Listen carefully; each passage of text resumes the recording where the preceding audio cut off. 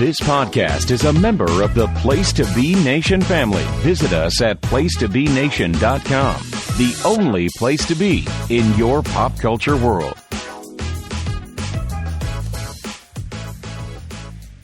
Place to Be Nation.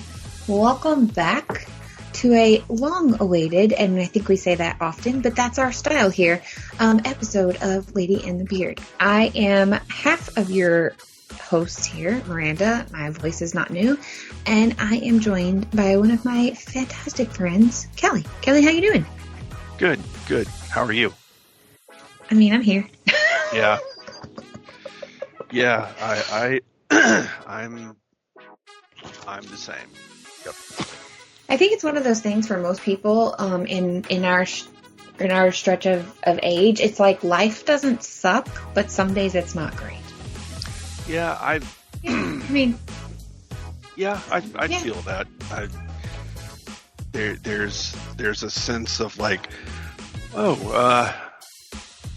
today hasn't been too bad. Yeah. And you know, you kind of just roll with that, and then but inevitably there's like you kind of like, oh God, today. Yeah. I can't today. I'm done. You know, I'm not participating in today's life lesson. I'm going to do something else. I've had several of those shenanigans lately. I would just say, like, dealing with visa paperwork as an expat trying to live in a foreign country is not for the faint of heart. And I've had many days where I'm like, I'm just done. Yeah. I'm done. Because there's so much, I guess because the way the United States is right now, and the way, I'm just going to say political. I'm not going to get on some soapbox and start, because anybody listening, all I have to do is just say that, our political climate.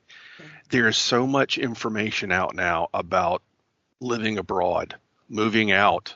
These countries are the easiest to get a visa to. These countries accept, and I've seen it on TikTok like all the time. Yeah. And it's like, there is truth to a lot of those that you see. Yeah. And there are some countries that are legitimately like paying people to come live there because like it's called the brain drain.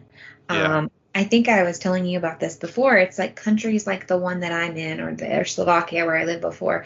These kids are like really smart and they're going to school to be like doctors or in IT or whatever. And they're like, well, but I would be better off moving to, and a lot of them come to America or go to, like for here, they become doctors and they go to Germany or another very much larger European city. And they're calling it the brain drain, because it's like the best and the brightest are deciding, I don't want to stay here anymore. Yeah. It's when I'll just say this, and this will be my one little,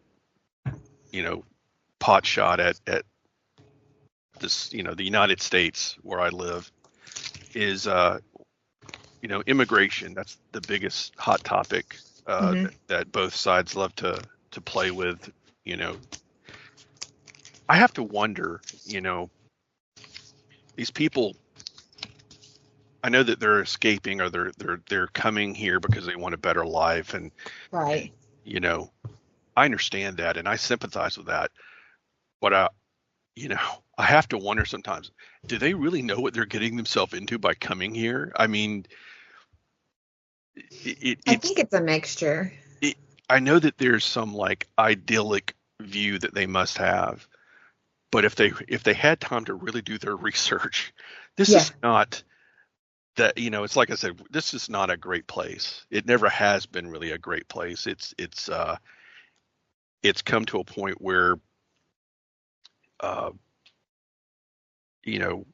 everybody, and even the younger generations, which I'm so happy, are really exploring the history of our country and knowing that they're paying attention. They're paying attention and saying that, yeah, we weren't great. Did we have great things that happened in our country from time to Hmm. time? Yeah, there were Yeah, some we good did. things that happened, but it was never like this great place. It was great for white people, but Yes, but yes. anybody I else? was about to say, I think it No. was great for a certain, I'm with you. Like, I Yeah. think it was great for certain people. Yeah, like like me as a white male. I mean, Yeah. we prospered, but not at the at the expense of the indigenous people that lived here before Oh, us, and absolutely.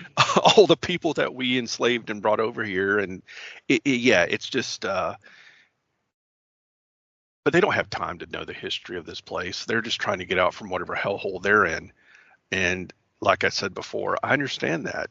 And some of them's history, I won't lie, is barbaric and Yeah, and yeah, yeah. I and mean, oh, yeah, so I'm I not. get it. You're like, oh, well, this is the lesser of the two evils, and I don't Yeah, want to be in that yeah. anymore. So I guess I'm Right. gonna go to this. So Yeah, that's exactly the point. Is like if you could find some place that was better than your you know current situation. Yeah, we probably are better in some degrees, I believe but so in some degrees. sometimes I'm just laughing like, God, if they Yeah, only knew what what a hellscape this place is yeah. sometimes. But The, yeah, go ahead.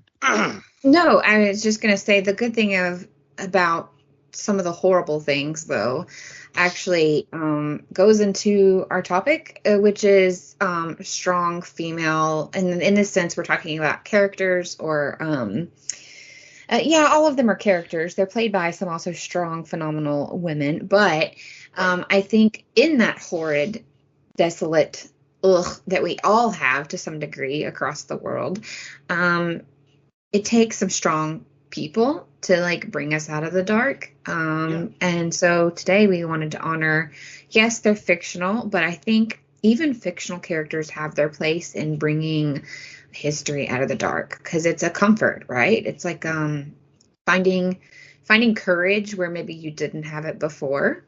So Yeah. I mean, we didn't mean to be like this country kind of sucks, but it actually goes right hand in hand with our topic today. Yeah. You've been wanting to do this one actually for quite some time. Like, if you're new here, Kelly and I have actually been podcasting off and on for several years, but we do this thing where we take breaks. Because listen, first and foremost, Kelly and I are our best friends, but mental health, job, family, all of those things come first for us. So we talk pretty much weekly, but we may not podcast consistently every month. But we're glad you're still here. Yes. So, Yes. If you've been a listener, thank you for continuing to listen and being with us through our kind of erratic schedule. We've talked about kind of trying to be a little bit more all have right. like a like on some sort of schedule that is not so chaotic. So we're working on that. So hopefully we'll get in a routine, and that's really what we're trying to do. Yeah. We're, we're trying. My ADHD be bad sometimes. Like, I won't lie. Yeah, life sometimes steps in and says, Yeah. your routine is yeah, we're not having a routine day today. And So 7 hour time difference, it's not bad yeah, when you're just like texting because like one person, or we use Marco. I don't know if you guys are familiar with that, but Kelly and I Marco each other, which I honestly, it came out when I'd been living in Europe for, I guess I'd been here for about 6 months when Marco became a thing. And it's freaking genius because essentially it's a text message, but it's a face. So instead of like yeah, FaceTiming, yeah, like because Kelly could be asleep when I need to tell him something, I can open my Marco app and actually like record my face. So you're still getting that connection of like seeing each other. And so like I can record my face and be like, hey, I wanted to tell you this, or I wanted to show you this cool thing, or look at what I'm doing, or whatever, yep, So it's fantastic. If you guys don't use it, I highly recommend it. yeah. But It's like a little yeah. video message basically. Yeah. And then that person can respond to your video message when they get the chance. So like, that's what's great, is that I can't imagine if you were somebody, like I have friends that lived in Europe in like the 80s. And I can't imagine, like, somebody would just call your house and to like talk to you because maybe they haven't talked to you in like 2 or 3 weeks. And they'd be like, oh, well, they're just not home. I guess we'll try again next week. Like, Yeah. yeah. But so it's like one thing to text a Marco, but it's another thing to be like, hi, what are you doing on this date at this time? Exactly. But we managed. So we are going to do strong female characters. And we were trying our best to decide if it was in fandom, pop culture, media. So I'm going to say all of the above. All of the above. Yeah. Made a list of 5 each, correct? Correct. And I told Kelley this before we started recording, and I'll tell you guys too, because I want to see if I'm right as we go along. We're kind of going to do like a back and forth. One person will talk about theirs. But I am confident, I'm pretty confident that mine and Kelley's list share one for sure. Because I know you. I will be very shocked if one of the ones, the one that I'm thinking of, I'm going to be extremely shocked if it's not on your list. That's what I'll say. Well, like I said before we went on, I would bet that we will probably have one that we're going to match on, you know. And like you said, if we don't perchance, then that's going to be like, wow, okay, well, you know. Yeah. I'm pretty confident in this one, unless there are just others that just won your heart more than this one. But well, I guess we'll see. I know you've already told me, but tell everybody how you kind of made the deciding factor and chose the 5 female characters that you chose for today. When I was thinking about this list, it kind of went through a couple of like, how do I want to do this? Do I want to do at first I was like, well, do I want to pick superhero characters? Do I want to go? No, that's a comic book thing. If I wanted to do, we could do a list of comic book characters and kind of connect it to that. But I could have chosen one, but I went with live action characters that were from TV and the movies, and I just went through what I could remember from being a kid.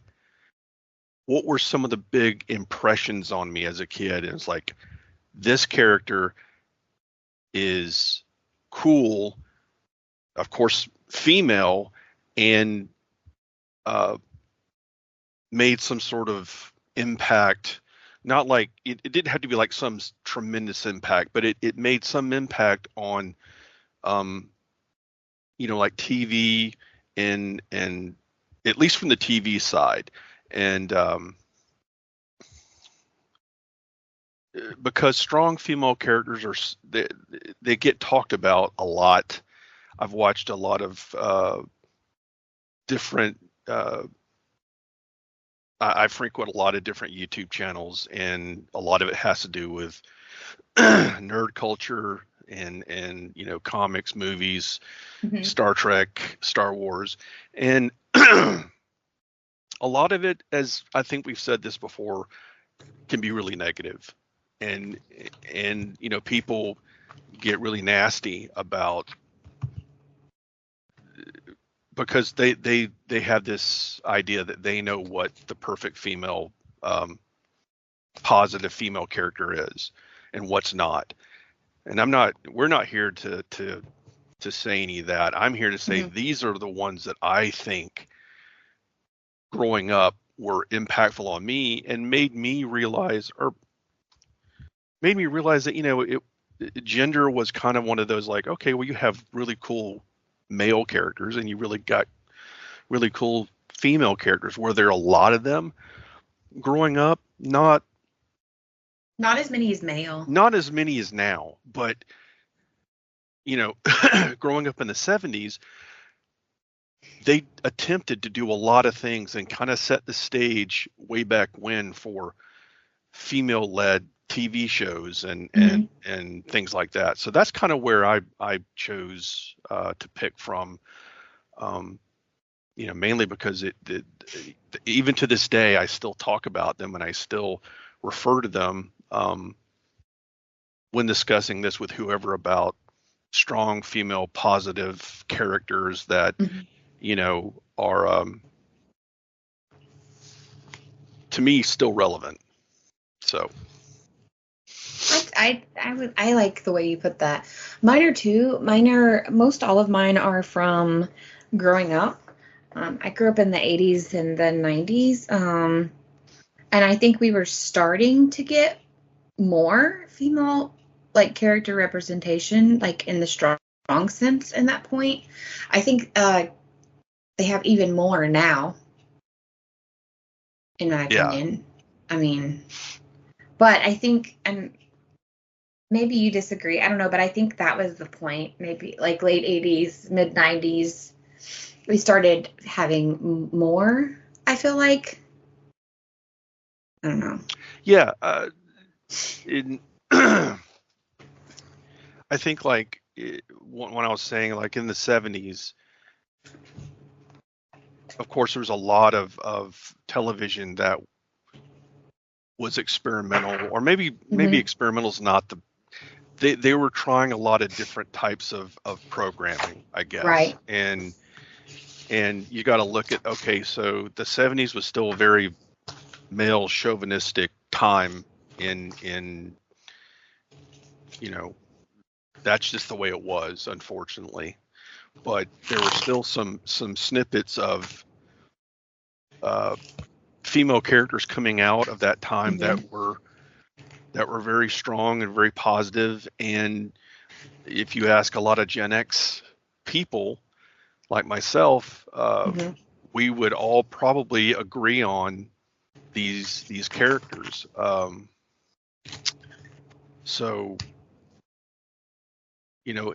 now, I mean, you see a lot more of these of giving female characters or female actresses, however you want to say it, a platform to play characters and stuff like that. So,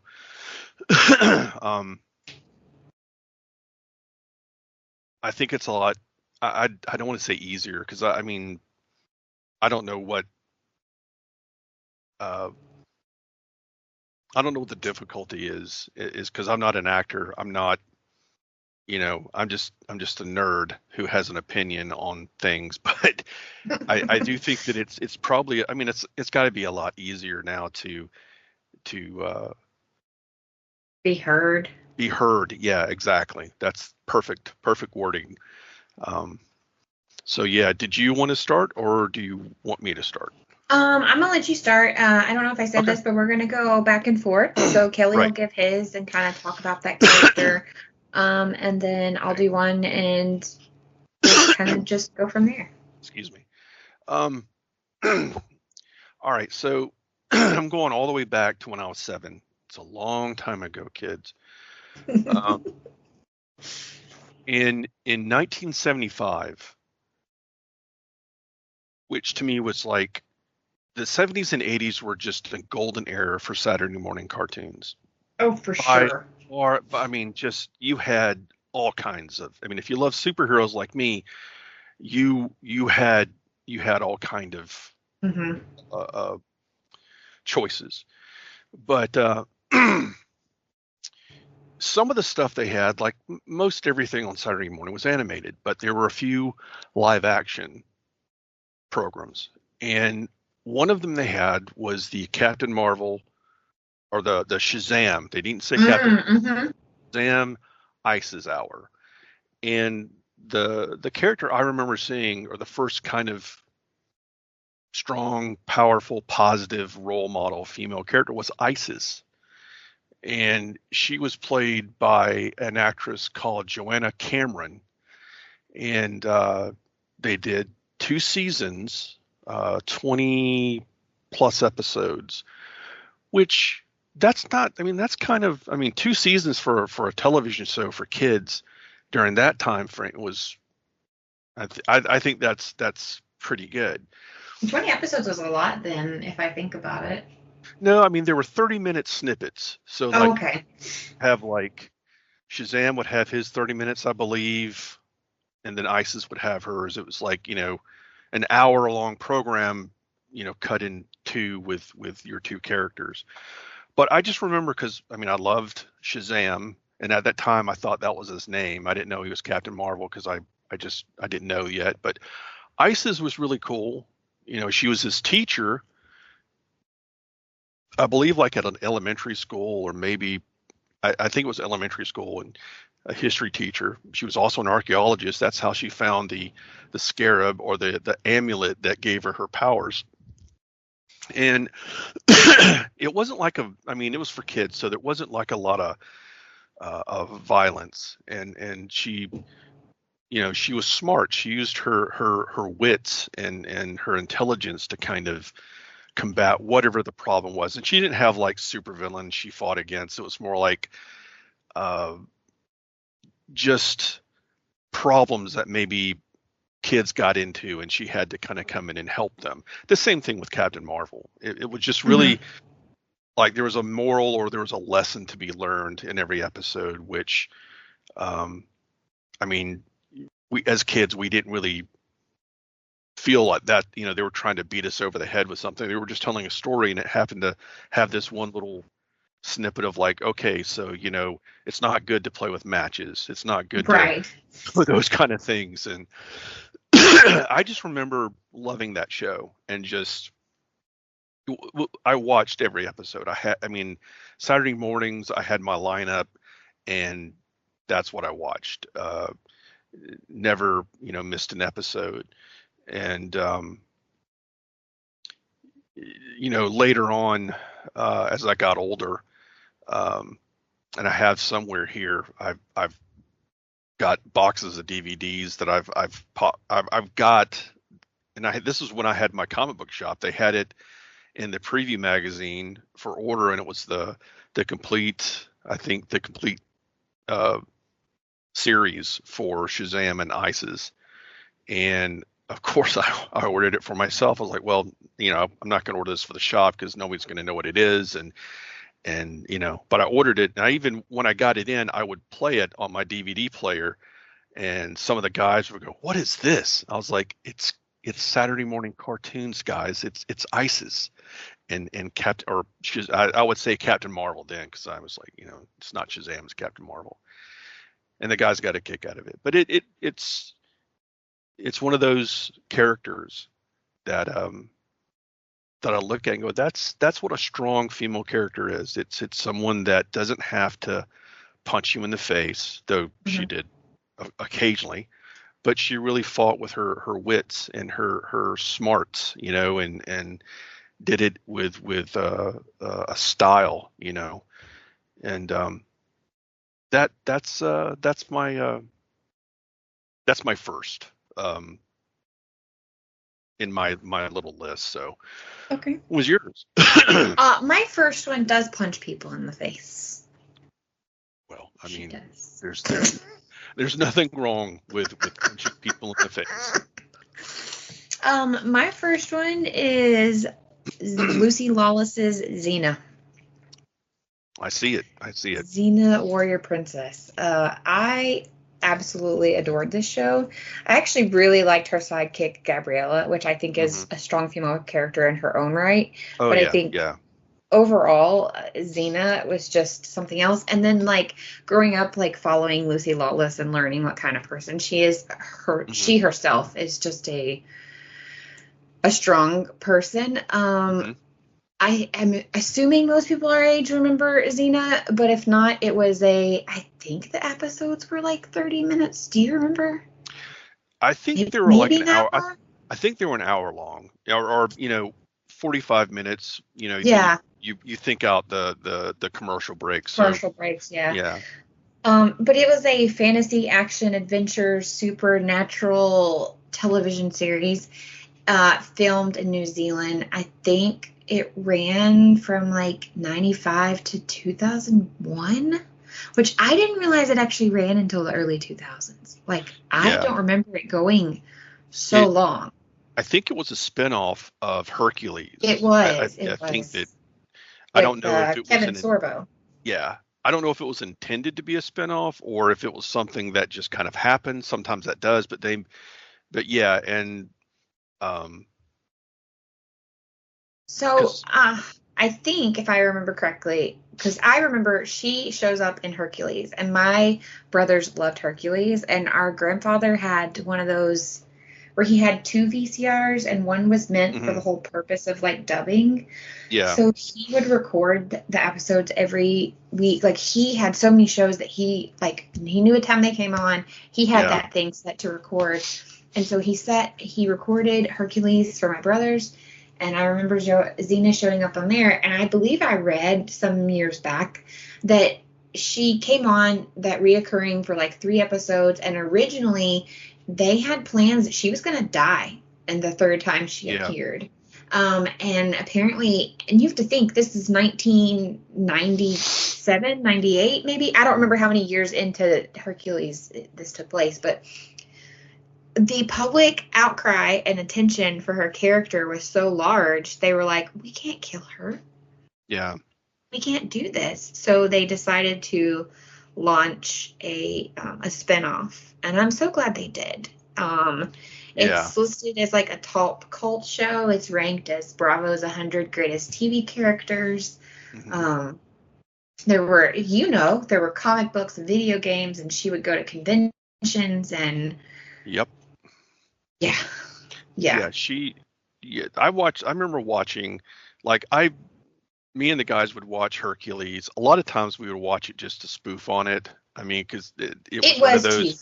it Yeah. was very cheesy. And uh, usually right after, by the time Hercules came on, just as we were finishing up whatever D&D game we were playing, whatever session, if it Hmm. was me or Jim or Chris. And so we would just all pile into the living room to watch this hokey demigod Hercules, and we would rip on it, and it was fun. It was funny for us. I mean, we. But then, like when Xena was like a different thing because we were all guys, Yeah. so it was like, oh, she's badass. There And she was wasn't that. oftentimes saving the guys, and she would show up to Yeah, like save Hercules' butt like yeah, several times. yeah. She was. We kind of lost our like ripping on shows when for some reason I think Xena was like, because as we were all guys in our early 20s, some still in high school, some of the guys that hung out with us, and I think it was just the fact that she was a very attractive, powerful Mhm. woman that was beating the crap out of people that we just didn't make any comments. We just watched. It was like we just Yeah. like, yeah, I don't. There's nothing bad I can say about this show. It was, and somehow it was less cheesy than Hercules, even though it was the same world, the Yeah, same yeah, writers, the same everything. Like, it somehow was less cheesy. And I remember as a young girl, so in 95 when this came out, I would have been 10. mhm, So I was like, heck yeah, we're punching people. Woohoo! Like, yeah, yeah. and she was swinging swords around, and like, this was probably, which I already liked fantasy before this, but this was probably the reason I now read fantasy novels. Like, Yeah, probably. I could see that because, and a lot of my female friends, I mean, there were, it wasn't just a gamer house, but I had female friends over, and uh, they were fans of Xena as well. Uh, and one of my friends who, her name's Crystal, I met her shortly after I opened up the store. Uh, she, we were talking, one of our first or second conversations we had, we went out for coffee and we were talking about TV shows. She talked about how Xena was kind of her gay awakening, or what are, there I was, have heard that from multiple people, because they were like, it's not just Lucy Lawless, it's also Gabriella. Yeah, yeah. I've heard that from several of my friends that are LGBTQ plus. Yeah. Like, they're like, no, but Xena. And I was like, Yep. I'm sorry, I'm a straight white girl. I don't know what you're talking about, but she badass, so I can kind of understand. I kind of get it. I get it. Yeah, I understand. I mean, I didn't get it until like later, but I mean, I when Crystal and I were talking, I was like, yeah, I could see it. It's not far fetched, No. It is a lot of folks awakening. And I mean, the show in general, like you said, it wasn't as hokey or cheesy as like the Hercules show was. Mm-hmm. I think it had more darker tones, and I think that's what they wanted, to have kind of a darker show, I guess, and have darker story arcs and things like that. But I feel like they also did a really good job of doing some of the storylines. It really followed her and Gabriella's friendship. And then like women supporting women. There were many times where they saved women, and when in the process of like whatever the story arc was, where they had to save these people and say that there was a group of women they were saving, those women ended up becoming part of saving themselves. It was always very just kind of like powerful. Right. And then, I don't know. I always really resonated with it for some reason, and just really looked up to the characters and enjoyed every bit of it. I also really love mythology. And it is set in it's like ancient Greece, but not ancient Greece. Like, it's fake ancient Greece. Mm-hmm. Yeah. So overall, so that's my first one. Excuse me. For sure. Well, it's not the first one I was introduced to, but that's the first one that had, like, when I was making my list, I was like, without question, Xena. Nice. That's a good pick. I like that one. Thank you. My second is it comes it's 1975, because when I was checking on dates, Mm-hmm. The Adventures of Wonder Woman with Linda Carter came out the same year in 75. Okay. Now, Wonder Woman, again, is an icon. I mean, she is the epitome of strong female character. Mm-hmm. That, excuse me, for me, that's my second pick. Was, as a kid growing up, watching Wonder Woman on TV was, again, it's a cartoon character, or it's a comic book character. Mm-hmm. And at that time, I was just getting into comics and had a very small fledgling collection. And I had, a couple of issues of Wonder Woman, and kind of knew the basics of who she was. And but seeing her on the small screen and played by Linda Carter, who is an amazing actress and person in general, just an all around, like they say, we got to protect Dolly Parton and Keanu Reeves. I've got Linda Carter in that group too. Yeah. She's just a very powerful person, a powerful actress. But going to seeing Wonder Woman every week on television for a few years. Again, this is a very powerful character, a female-led television show. Mm-hmm. That was something that was kind of an oddity back then in the 70s. I mean, you had female characters that led shows and things like that. I'm not saying that, she was the first, but as far as, me and my opinion and what I saw, I was just like, she's the best, and my dad loved watching it with me. I never really got that until I got older, and kind of understood like, oh, Dad liked it because, Linda Carter was in her Wonder Woman outfit. And, because as a kid, I'm not thinking anything, how do you, sexually, I guess. We don't have any idea of that. That's kind of the know, same as like the Xena. I think if you were Right. older, you have like your friends, you probably had your awakening. But like for me, it was just like my brothers probably had a different reason for wanting to watch Xena with me, even though they were very young. But they were like, Yeah. "Ooh, she's pretty," like. Right. Yeah. Exactly. I mean, I thought she was pretty, of course, because I knew what pretty was, but Right. her like bending steel bars, or what I thought were steel bars, around people and holding up a Jeep, or leaping from one That's place what to did. another, Yeah. the lasso, all of the stuff that came with the Wonder Woman character was what I was like, oh, that's awesome. And they even brought in Wonder Girl, Mhm. Donna Troy, in a couple of episodes, in canonically in her costume. And I thought that was, because she was a member of the Teen Titans. And Mhm.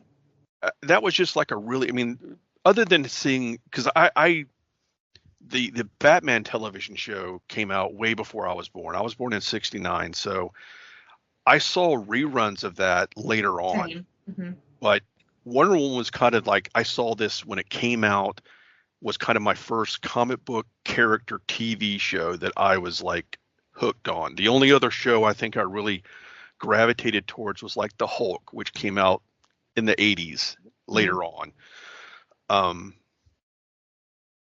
But yeah, I will always have like the most respect for the character of Wonder Woman, because she's the comic book matriarch of, Mhm. of female characters. And yeah, there are a lot of other good female characters out there, but for me, she's at the top.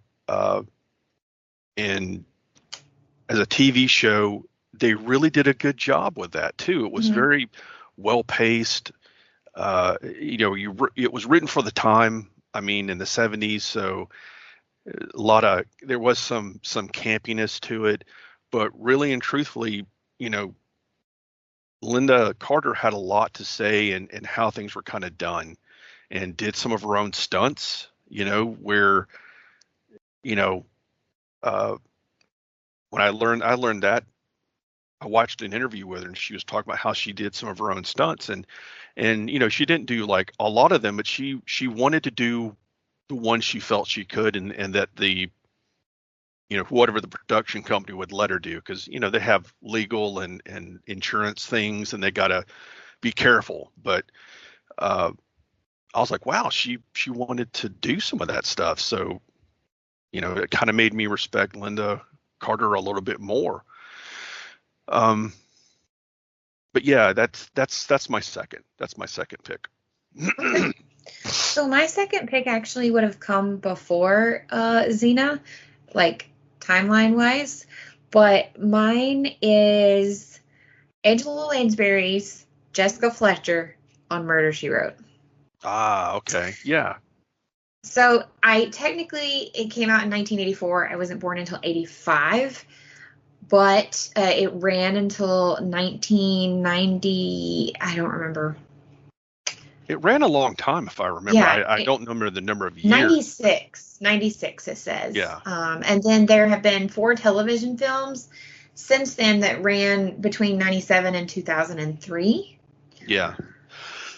So, but I used to watch this with my grandmother, and then Angela Lansbury and my grandmother have a lot of similarities, facial structure, just like her characters, how she always appears in interviews. She just reminds me of my grandmother as well. Yeah. And I think what I really loved about this show so much is in some senses she's a busybody, but she's very smart, and she notices things and she pays attention. Right. And she looks around and goes, something's not quite right. And no one occasionally, but for the most part, everyone in the show treat her with so much respect and dignity that they don't turn her into what she could easily be, like this just nosy neighbors that solves mysteries. And instead, she's like well respected. She's like, she calls like, she's like, let me just call the commissioner. Like, she has developed a relationship with various high people in this show on her own. And I think at the time, the show started, like I said, in 1984, I believe it was.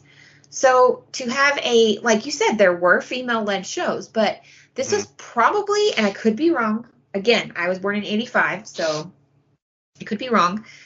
But I feel like this was probably the only female-led, like, mystery crime drama that was on at the time. I mean, you had Magnum PI, which this actually was related to. I don't remember how it happened, but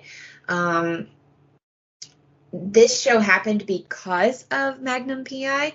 And then there ended up being a show spinoff called The Law and Harry McGraw that was because of Murder, She Wrote. But at the time, I can't think of a crime drama that, other than maybe the BBC doing some of the, like, Miss Marple, Agatha Christie stuff. Yeah. But I don't know of any, like, crime drama that had a major female lead where she was the main character. Everyone else was just the supporting cast. Right. So I loved her. I love, I still to this day watch crime dramas and. Oh yeah. I love real crime TV myself, or watching, like Forensic Files and I do both the real and the fake. Yeah. Yeah. There's the reenactment type things and stuff like that. Yeah, or just like NCIS, CSI. Yeah, I like those too. So. But I've seen snippets of her show. I know her show, and I believe. I mean, I can't think of. I was trying to think of any other show that was similar to hers, or to a show like that. Right. And I can't think of any. But again, you have this actress portraying this character for many, many years. I mean, for a show to go past, 3 or 4 seasons. It was 12 seasons. Right, yeah. Right. Up to that point, that's rare. Yeah. Really rare. I mean, you're looking at, like, MASH, I think only went like 9 seasons or something like that. Something like that. And the show, I think, was also recognized for, like, a lot of different awards and things like that. Oh, yeah. So, I have it pulled up, and it said she was nominated for 10 Golden Globes. She won 4 of the 10, along with nominations for 12 Emmys. She earned her record for the most Golden Globe nominations and wins for Best Actress in a Television Drama Series, and the most Emmy nominations for Outstanding Lead Actress in a Drama Series. And then, by the way, you know how important this is, but this was a CBS Sunday night show. Yeah. That was big then. That was a big deal. I want to say I think Sunday was like a dead zone for programming. Because we didn't have, like, all the football. I mean, we had football, so don't come at me. But, like, I don't remember it being as big of, like, a takeover of Sunday. Yeah. I don't remember it. I don't remember, like Sunday was like a day that I really never watched a lot of TV. I don't think my parents did. I mean, they probably watched movies or reruns or whatever. Right. But just for her show to be that, the first time I ever saw Angela Lansbury was in the Walt Disney film Bedknobs and Broomsticks. Yeah. And she's also fantastic in.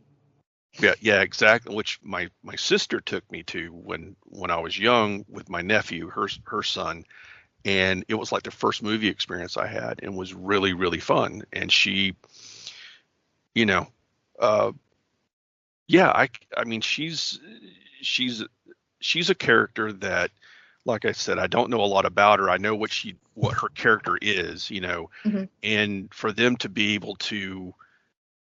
When you look at this person, like, not every female character has to be carrying a pulse rifle or, punching people. The powerful female or the strong female character, however you want to, say it, can come in many forms and do different things. So I like that one. That's a good pick. So well, there were movies. In the show, she was a mystery novelist. Hmm. She had been an English teacher. There was a few different things that she'd done. I think at one point she's a congresswoman. But she like the whole backstory on her is just super fascinating. It's like she had ancestors, they ended up coming from County Cork, Ireland to America. And it's just, I don't know, it's just really fantastic because in the sense of things, she's just an everyday person. She's just really smart and pays really good attention. And then I played the video games that came out. I liked those too. She kind of reminds me, and I mean, she's very much like a detective. Yeah, You know, she in the way was. she She was figures. an amateur She's detective. Yeah. she's like um, a male equivalent would probably be like Sherlock Holmes or someone of that Yeah. nature. That basically they have that ability to just read and watch and observe Hmm. things that most people wouldn't notice. You know, and uh,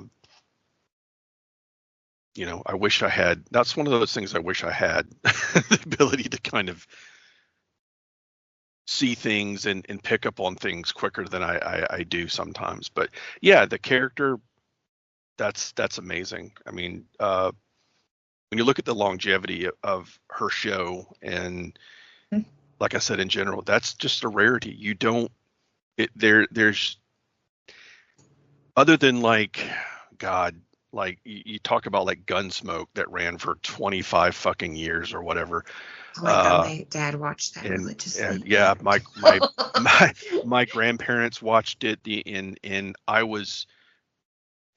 I understand westerns now. I appreciate them now, but as a Oh kid, yeah. if it didn't have, you know, a batarang or, you know, some something comic bookish or whatever, I didn't care. I was very super focused on what I liked, and that was not it. So, um, uh, all right. So are you finished? Yeah, yeah, you can go. Okay. My third is again from the 70s, and I've kind of this might look like it's a pattern. It's really not. It's just from my stages of growing up. Again, another character that came out of the 70s that also came out of another TV program. This is a spinoff, kind of like Xena, the Bionic Woman, Oh with yes. with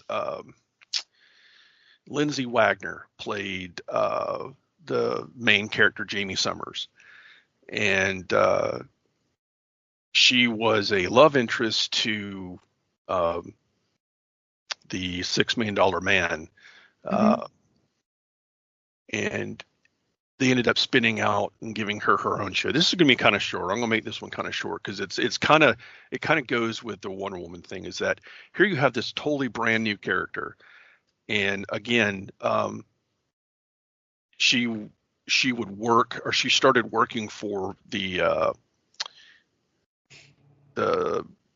not the company. Well, let me look that up because I had it pinned. Um, the OSI, the Office of Scientific Intelligence. That's She started working for them because they were the ones that rebuilt her basically after Steve Austin, the $6 Million Man, was like, "Hey, you know do rebuild her like you did me because she's dying." And you know, a lot of her episodes were again, you know, kind of cheesy, kind of hokey. But again, here I am as a kid, and I'm seeing, you know, back to back these very strong, powerful female characters. Now, the Bionic Woman is kind of comic bookish in a way, so that's what appealed to me. It was like, you know, it it it appealed to my comic book fascination, and it really like I never. I'm not tooting my own horn by saying this, but this is just me. I was never chauvinistic about anything really in life. And I think a lot of the reasons why I wasn't, as a young kid, I was shown these things. Mm-hmm. And I saw them and saw that, females were just as capable as men. That's what I took from these shows, from like Isis to Wonder Woman to the Bionic Woman. I saw the potential that women could do things that men could do. And there was no, that's why as I grew up and I started to kind of understand what male chauvinism was and girls can't do that, girls can't be this, girls can't be that. I was always like, why not? And I never, and I'm thankful. I'm really thankful for these shows, because I think that's why I never really had a chauvinistic view of things. And when you look at the landscape of television at that point in time, again, you had a lot of, male centric shows, and you had Mm-hmm. detective Heavy. shows, police programs, and very few female led shows. And this was another one that kind of had its own little time in the spotlight. And I've got a couple of honorable mentions, like you, I'm going to have to say, but I bumped one to put her in here because probably nobody, I mean, maybe people listening, maybe from my time period and will say, oh, I remember watching that. But yeah, that's my third. It's Jamie Summers, the Bionic Woman. Okay. And I will say, I don't feel like you're tooting your own horn. And as someone who's been your friend for 10 plus years now, if someone ever came to me and they were like, well, he's just a misogynist, I'd be like, then you don't know him and you don't know what you're talking about. You absolutely do not know what you're talking about. I mean, I might be capable of having a bad take on something when it comes to maybe a female character, but I really try not to go from a chauvinistic point of view. It's usually from a written or from a it's mainly from a written point of view. Like, yeah, that person was written poorly. It's not the character, it's the person who put the dialogue in there that just, for me, just didn't do it, But yeah, what's your next one? So my next one is, I don't know, some people may find this one odd, but she gave me hope growing up. Mm-hmm. And that is Lisa Simpson from The Simpsons. Oh, totally. I mean, that's, yeah, I get that. My uncle even calls me Lisa. Mm-hmm. So, because Lisa, even when Bart would make fun of her, or Homer would not mean to make fun of her, but make fun of her because he genuinely didn't understand. Yeah.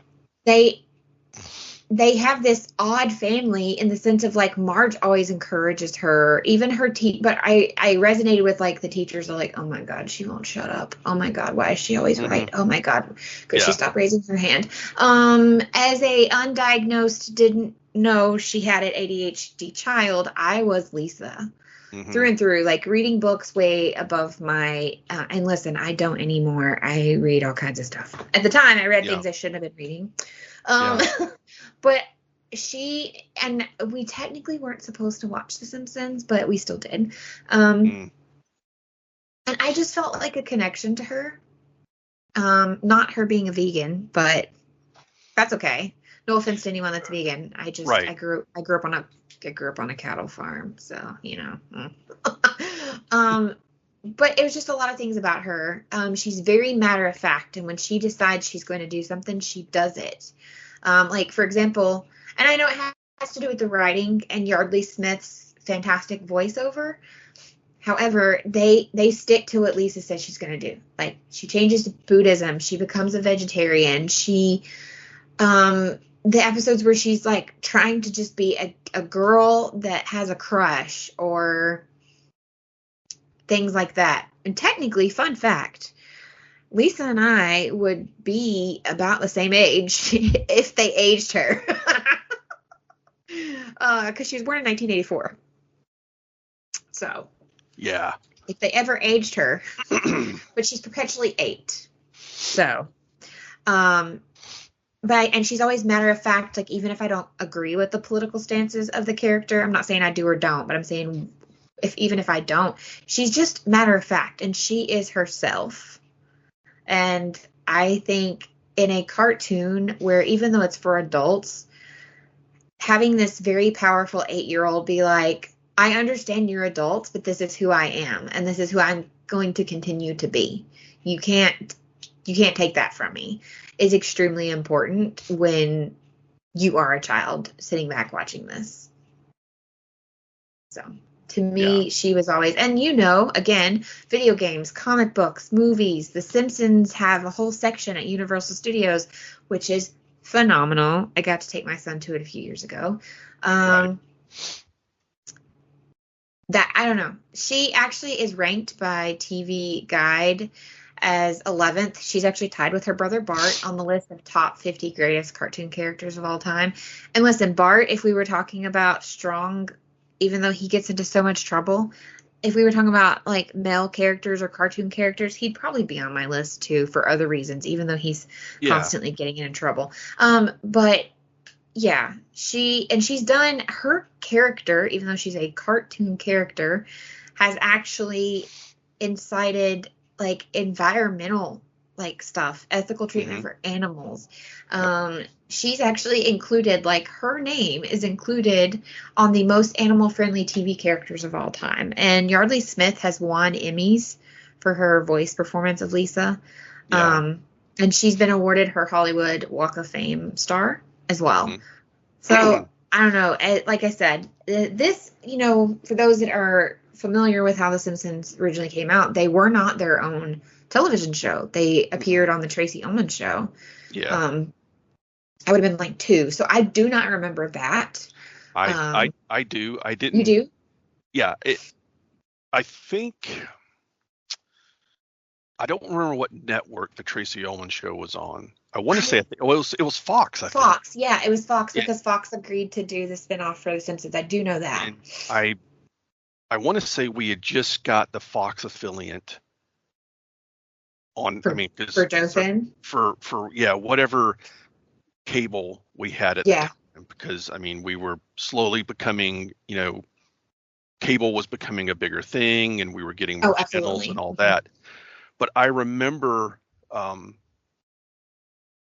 seeing that, the Tracy Ullman show and having this weird cartoon of the Simpsons, and then it kind of springing out of it. And the rest is history. It's it's still currently running. Yep. Long running cartoon television show, kind of like the way the Flintstones were back in the 60s. My son and I actually, Caden and I let him start watching The Simpsons, I don't know how many years ago now. I think when he was about 12 or 13, we started allowing him to do the, we started with the Halloween episodes because he came across like a marathon of those on, one of those like FX or something. Yeah. Yep. And I was like, you know what? Those actually, I don't remember them being horrible. So I showed him like my favorite one that has like the story of the Raven, and that was it. And he wanted to watch more, and we were like, okay, let's slowly get into that. So I think it was the time he was about 13. We started like watching it with him. That way we could, because most of the time it's pretty like where stuff is insinuated. Yeah. And then sometimes it's like, but he and I now have run through, I think he has literally started from the beginning and watched all of them. And we realized the other day that some reason we didn't finish last season, and the new season has started. So we are finishing last season and starting the new one. So like I still actively watch it. And like one of the things I do remember from my childhood is when I was about 15, they had the DVDs. It's like when Best Buy was kind of big in our area. Yeah. And they had like Black Friday, the DVD for one season was going to be like $10. And I remember my mom going and standing in line and trying to get as many seasons of The Simpsons for me as she could, because that's what I wanted. Like, Yeah. that's like literally all I had asked for Christmas. And I have no clue where those are now. I think she actually ended up not being able to get very many. I mean, because the popularity of that show. But it's been running for a very long time, and Lisa is consistent through all the years. And I kind of hope that there's some other young lady out there whose parents are allowing her to watch The Simpsons, even though I wasn't allowed to, that resonates with Lisa. I was a as a teenager, I think, when The Simpsons, had been out for a while. I remember they got their own show in '89, so yeah, I was 16, 17, 18. I was 4. I remember, like, my nephew, who is a few years younger than me. My mother despised The Simpsons because of Bart, because eat my shorts. She thought that was the most horrible thing. Yes, I remember you telling me about this.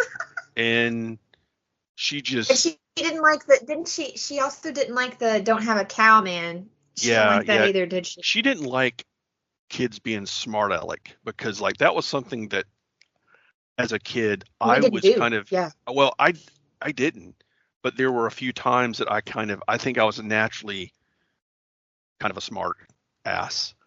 Me too. Okay. And occasionally it would slip, and Mom would be like, "Watch it," and that's all she had to say. And I was like, "Ooh, I talked a little too much," and so I just kind of learned not to. But see, Bart would, and she just that was like my mom's pet peeve. She just did not, because she was, she's a boomer. That's where she came from, and that's her era. And it's like kids were, saw and not heard, or however the phrase is, and I mean, she wasn't like a tyrant. She didn't like, smack me if I said something.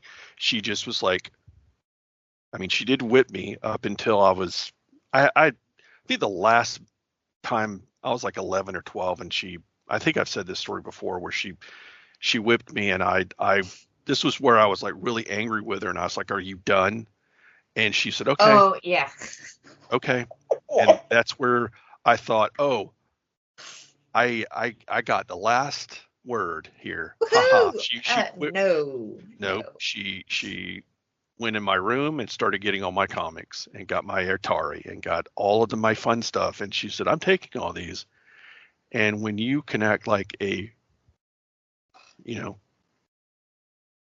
whatever person, and not be a smart ass, you can have them back."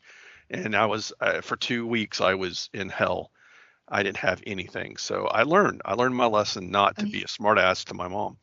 But yeah, that was, The Simpsons was irrelevant about a lot of things. And that was just something my mom was just not down for. So she didn't allow us to watch it, though I watched it in my room. I just shut the door. My nephew would, and I would watch it in there, and like, we could hear, like, if Mom was coming down the hall, so we would just flip the channel to whatever. And she was never wiser. I mean, she might have known, but as long as it wasn't on her TV, or she, and where she could hear it, it really wasn't. She just didn't want to deal with it. But yeah, Lisa Simpson was or is a very awesome character, as far as female characters are. And again, it's like not every character has to punch people in the face or whatever, and she very seldom does. No, I mean, she's not like, I think she has sometimes, but yeah, because I say, like, technically, when you look at the chart, age wise, my mom was a baby boomer, and my dad was like an elder Gen X. Yeah. So I was not supposed to be watching it, but I'm glad I did, because she stuck with me. And then it's actually something that my son and I can now share and bond over. So, like, I'm glad that young Miranda Yeah. snuck and watched The Simpsons. But Yeah. who was your next one? My next one, and okay, so we're moving from me being a young kid, Yeah. this is me at 16, and I went to the movies a lot.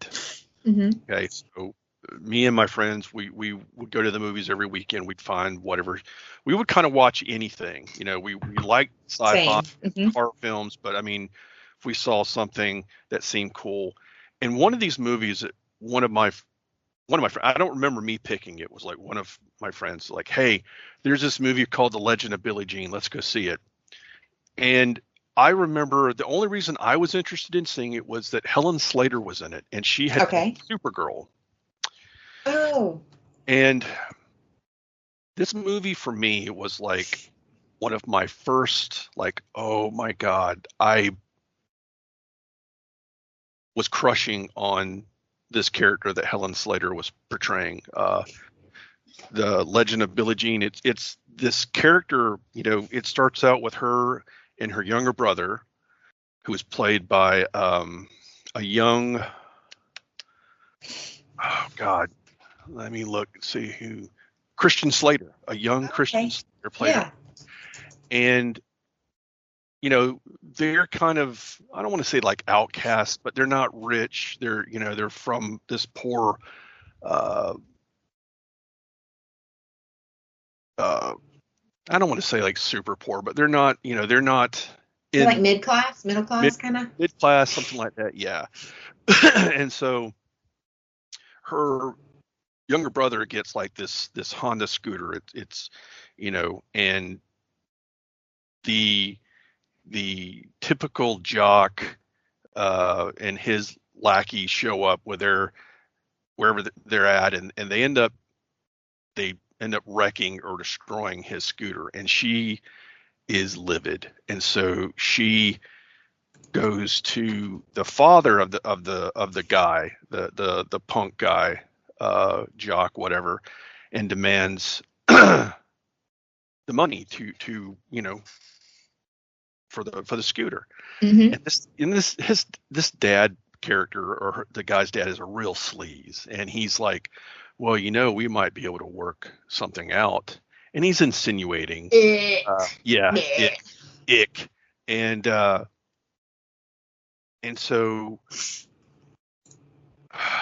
something happens, and she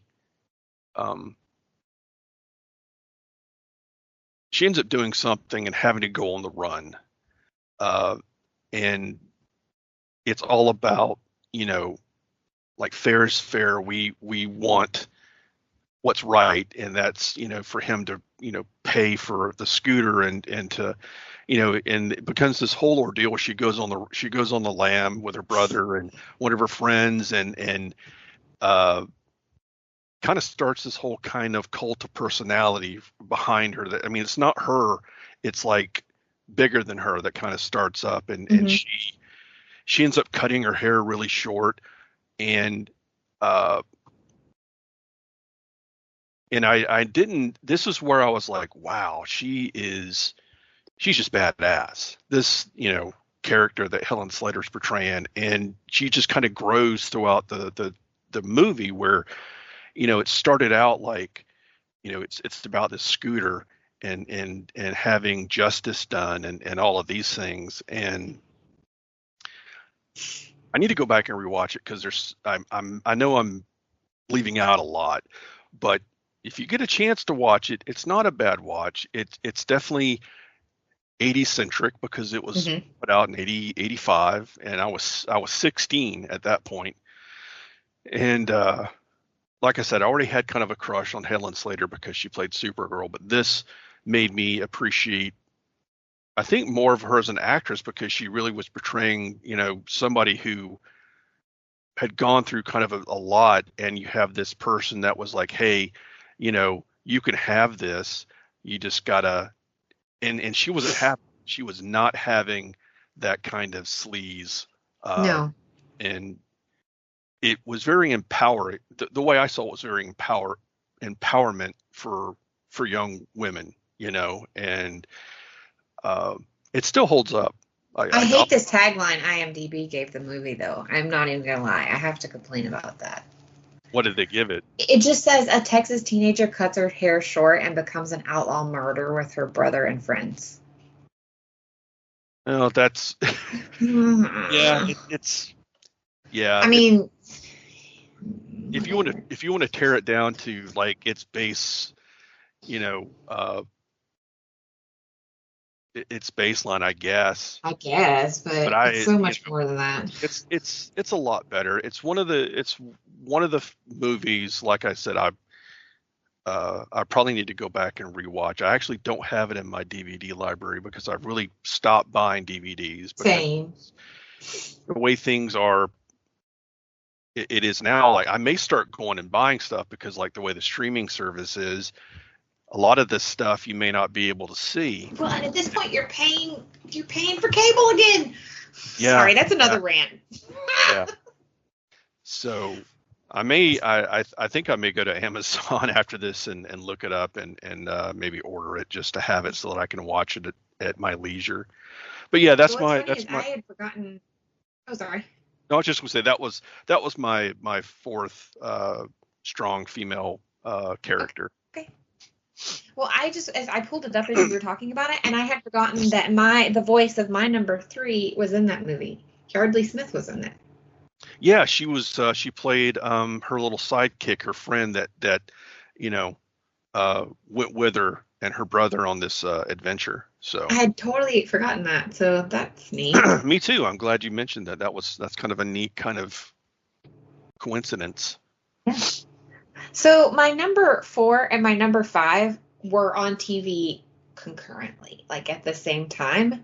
Mm-hmm. So I was trying to decide which one to choose next. I think I'm going to go with Dr. Dana Catherine Scully. Ooh, from the X-Files. Yes. It came out in 1993 and went for a very long time. Mm-hmm. I don't remember how many episodes now, or seasons, excuse me. And then it came back. Didn't go as well as we hoped there, but 11 seasons total and some movies. But I think what I love so much about Scully is, one, she really is the yin to Mulder's yang, honestly. And listen, he's full on believer, right? And she is not. And that's the difference. As a kid watching this, I was full on woohoo, aliens, woohoo! I was a Mulder, but there was something about her and the way she portrayed herself. She was a young woman that just wanted to do well, and she was determined to do well in this job. And watching her through the years become more of a believer. And unfortunately, she has to go through some pretty crappy stuff with Mulder for that to happen. She's kind of the skeptic for almost first full 7 seasons. I think there's some things that makes her question her beliefs. Because she's very science and very matter of fact. I think kind of like Lisa, she has this very nope, this is how things are. I think changing that, like I said, she goes through some crap. Mulder gets abducted, and I think that's what finally changes it. But the whole time, she kind of stays true to herself, even when she becomes a believer. She still stays herself. Mm-hmm. And I've always really just admired the way that the character was portrayed. And Gillian Anderson is a phenomenal actress, of course, as well. Yeah. So, and I mean, who doesn't want to work for the FBI and get stuck with Mulder? Because I would. That Mulder smolder, I'd be like, okay. Yeah, she was very much in the 90s and watching the X-Files was one of me and my friends kind of you know, that was something we would stop whatever we were doing to take in that hour of TV to watch, and was just a very good show. Was very smart, Very well done. and you had a show that, and with her character, again, her being the skeptic, her being the kind of Very religious. yeah, and having that kind of her own kind of voice of reason about things was really good to kind of balance out the Mulder character. And I definitely, yeah, she's definitely one of those characters that like I wasn't like the biggest X-Files fans, but I did love the show. I some of my friends were more into it than I was, and I learned a lot of it through them. So it was interesting to watch the show with someone who is like a little more passionate than you, because then you may miss something and they catch on to it that, hey, did you see that, or did you catch that? Right. Or let me tell you how this, like, why this makes sense, because in episode whatever, yeah. No, I was all about this show. Like, I absolutely loved it. I don't understand how I was allowed to watch this but not The Simpsons, but that's a discussion for my mother. My mother also loved this show. I think I loved it more than her. She was really, really, her thing was more of like Stargate, Star Trek. But she did really enjoy X-Files. And I rewatched it a few years ago, and in my opinion, it holds up. And maybe that's because I love it so much, but I feel like it holds up. Yeah, I think it does. My last character is, I know we're going back a couple of years to 1979. And like I said, I've chose all these characters from my youth and, kind of like just as a precipice of, or in my teenage years, I guess. Right. We're stepping back. This is when I was 10, and I couldn't go see this film unless one of my parents would take me.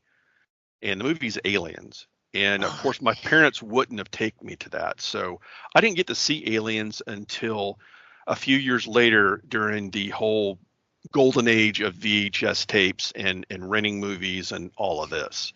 So Ellen Ripley, played by Sigourney Weaver, to me is like one of the top-notch sci-fi, science fiction, strong, female characters. Yes. Smart,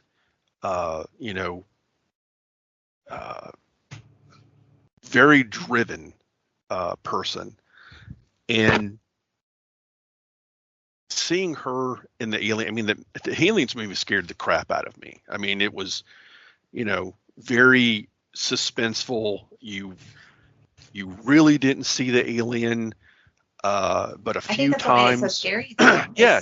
It was the whole like, you don't know what it is. You haven't. I mean, you're processing it. You're kind of creating it in your mind.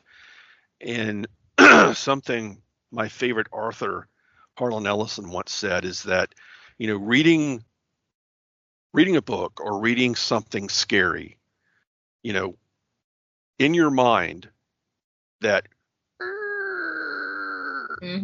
million times scarier than what any person can put on the screen or put on the, that can show you something. Your mind can make all of those things so much scarier. And that's what that movie kind of reminded me of, because you didn't see the thing except on a few small glimpses. And eventually you kind of, we know what the alien looks like now because of, Aliens and the whole thing with the whole history of the Aliens franchise. Right. But at the time, it was up for you to it was freaky. Yeah. Oh yeah. And yeah, it's kind of the trope of, the last, female character, made it out. Oh, I'm sorry, her and her cat. So So yes, I would classify her as a final girl, but I think a lot of final girls are a lot, powerful yeah, female a characters. lot of them kind of become that through whatever they Hmm. went through to get to that point. Um, but Ripley just, I mean, you saw it in the first film in Aliens or Alien. In Hmm. Aliens, you really get to see where, I mean, when she goes back for Newt and she's like got the two pulse rifles slung over her shoulder, she's got the grenade launchers loaded up, she's She got means flamethrower. business. She's like, "Fuck you, I'm coming to get my kid, and fuck anything that gets in my way." And she didn't have to, she just by her own, you know, yeah, she's scared. She's not. She's scared. I mean, Hmm. she's not. It shows me what someone is willing to do, push past their fear to do something very important, which is to find Newt and to get her out of there. And I remember now. See, Aliens, I got to go see in the theater because by then I was old enough, and I remember Right. me and three of my good friends at the time. We were probably Aliens had been out for a while, so when we went to see it, it was mainly us and maybe one or two other people. We had a blast watching this. It was just like we didn't know what to expect, and everything that happened that very moment. I mean, I just remember we were cheering at various points and laughing our ass Yeah. off. When it was like, what's his name was like, game over, man, game over. Just it was such a good film, and all the characters were really well done. But I mean, like Ripley was already established, and she came Hmm. in when they were using like she's going to be an observer, she's going to be here, and she's telling Burke, look, oh, this is what I saw. Y'all shouldn't be fucking around with this shit, you know. And it's like we've got Marines here. We're going to be fine. And she's like, you just know she's thinking, you guys are fucked. This That's is what not. it. Okay. And that goes with like, you know, writing. They wrote Ripley as not somebody who's stupid, and Mm-mm. she's seen these things, and so, it's just she's just a great character. And when people talk about, well, they don't know how to write, or there's not enough, or there's not this, or doesn't, I'm like, look, there have been plenty of. I'm not saying we don't need any more. We need. I mean, I'm fine with writing. I mean, if the character is well written, great. I mean, that's really what it boils down to for me, is just that the female character is written in a way where Hmm. it's not exploitive, Yes. or what have you. I mean, Because that is very frustrating. there's a lot of that out there. And Hmm. when I think about Ripley, I mean, that's just somebody came up with these characters, and whoever wrote the character Ripley and came up with that character did a really good job. And I guess it goes to the script writing and follow up. And this is where we really see Ripley in her element, and pushed to the limit. What, hey, I'm going down there to get this kid. This kid's already lost her family. I told her I would be there for her, and now she's, I'm doing this. And it's she's just a great character. And I think, you know as far as like sci-fi characters or female characters in sci-fi, she's up there, in the top area, because you know she's awesome. I actually almost put her on my list.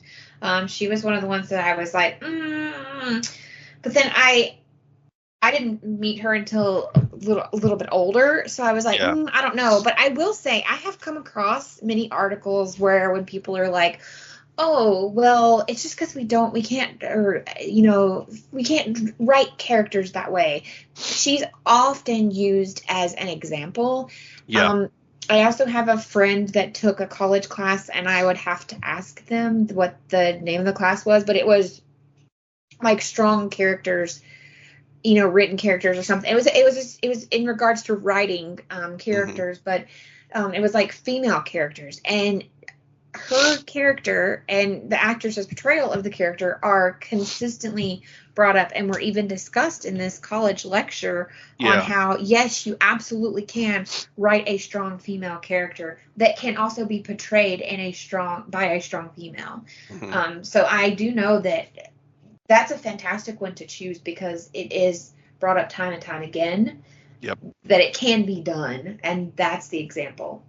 Yeah, exactly. She's been like an archetype for like all kind of, like, if you look at other media or other characters that have been developed or whatever, they kind of pull things from Ripley and as far as like those personality traits or what have you, but yeah, that's my top 5. I mean, there are a lot more, but these are the ones that I kind of decided on a formula, and I kind of just went with this formula. So what's the ones that your brain said, this is who resonated with us, this is who made a difference to me? And I've got 3 honorable mentions that we'll do those. Yeah. So my final one, I'm really surprised. I thought it was going to be one of yours. I won't lie. I was like, for sure this is going to be one of yours. Yeah. It's probably one of your honorable mentions then. Possibly. I could be wrong. But that is Sarah Michelle Gellar's Buffy the Vampire Slayer. Yep. She is my top honorable mention. And don't get me wrong, Kristy Swanson's Buffy the Vampire Slayer paved the door. She paved the way. And I love that movie. It's one of my all-time favorite movies. But the Buffy that we get in the television series, especially the age that I was when Buffy aired, we got 7 seasons. First aired in 1997. Ran from 97 to 2003 on the WB. So in 97, I would have been 13. So like I'm a teenager the whole time, because I graduated in 2003. So like this is my teenage years. So you can, and I was in high school, and this takes place, she's in high school and then college and in the later years, but like she was, I don't know, because she was just trying to be a regular girl. Who was liked, and she was pretty, but she dealt with bullies. And so not only was she dealing with like supernatural beings, but it's at the core, it's still just a teen comedy drama. Dealing with everyday shit, but at night dealing with the not everyday shit.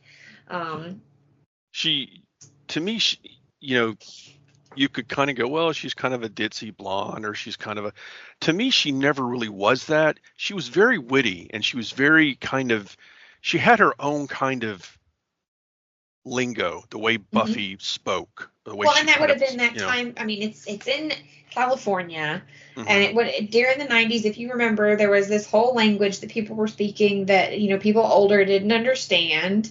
So I feel like it's relevant to the time. And I don't know, to me, and again, it was probably the time when it came out. But it's just a phenomenal, and then the whole supporting cast and the whole like Scooby Gang. And Scooby-Doo is one of my all-time favorite cartoons ever. So it works. And again, I had a huge addiction to the 1992 Buffy the Vampire Slayer film. So in the end, when they decided to make the series, and the casting, not only for Buffy, but her supporting cast was just done so well that it works. I will say, even though we're talking about strong female characters, I just want to put this out there to everyone that maybe sometimes, and I didn't meet Sarah Michelle Gellar because I would be all about that. I think sometimes, and you were with me when I did this, maybe you shouldn't always meet people from television shows you really like, though. Yeah. That Nicholas Brendan interaction was just strange. My interaction with was strange. I feel bad for the guy in a way. I mean, he's kind of he's done his own thing. He's got addiction issues, and I myself am a recovering alcoholic, and so I feel for the guy in those little places, and I kind of feel bad too because the way he was written. I mean, the actor and the character, you got to always try to kind of separate the two. But they come through in parts. Yeah, they do come through in parts. But the Xander character, I don't know if I read this somewhere or somebody told me somewhere, but it was like Joss Whedon, that was his kind of himself insert into the show. I had read that somewhere as well, years later. And that's kind of whenever, I mean, I know some people don't mind self-inserting when you're creating something. I don't know. I find it kind of like if you're putting yourself into something that you're creating, I don't know. It seems weird to me. I mean, if I was creating a comic or if I was creating some project, I wouldn't put myself in it. I don't think I would either. I mean, it's just like, no, I don't know. I mean, I might use like name a character Kelley, just for whatever reason, because it's my name and it's a pretty neat name and it kind of goes, you know what I'm saying? But I wouldn't create a character in a that was you. Me. That was like if you read this, you're like, oh, that's really like Kelley. That's his personality and everything. I just find it weird. And from the whole thing with Joss, that's a whole other right. We find out all these years later what a creep he kind of was, and so and just with not Sarah and Michelle and all of them. Yeah, he wasn't the greatest, but he created this show, he created these characters, and I can give him that credit. But I don't have to like the guy. Right. And so forth. But yeah, that's it was on my list, and I really and truthfully wanted to put Ripley. I really wanted to kind of keep with, well, we kind of did the same thing. It was things that resonated with us. We didn't plan this, but we ended up choosing characters that really resonated with us while we were growing up and when we were growing up. Yeah. And so, I mean, and we've talked about this before, like, we did grow up enough apart in age that like yours, I think is really neat that yours are different than mine. I just know how strongly you feel about Buffy the show and how much you connected with it. Yeah. But I thought for sure, I was like, I bet you it's there somewhere. Yeah. Danny and my friend Danny, who, I mean, Miranda knows Danny, when he was living in Dothan at the time, and of course we didn't have the WB here in Enterprise. Danny would come over every Friday, and he would tape that episode, episode of Buffy. And before we would go to dinner, because Danny would show up here when I lived at my other house before I moved, he would show up about 4:00, and so we would all get around the TV, pop the tape in, and watch that episode of Buffy. And it was every Friday. And so that was our thing that we did. And I just fell in love with the show. I just, I still do have several Buffy posters. I have the Rolling Stone cover that she did that was made into a poster. I found that in Montgomery. They had this kind of comic book thing going on at the Montgomery Mall, or one of the malls in Montgomery, and I saw it from when we walked in. When we walked into the food court, and they had this guy had his little setup there. I saw it. I walked right up, and I picked it up, and I was like, "How much is this?"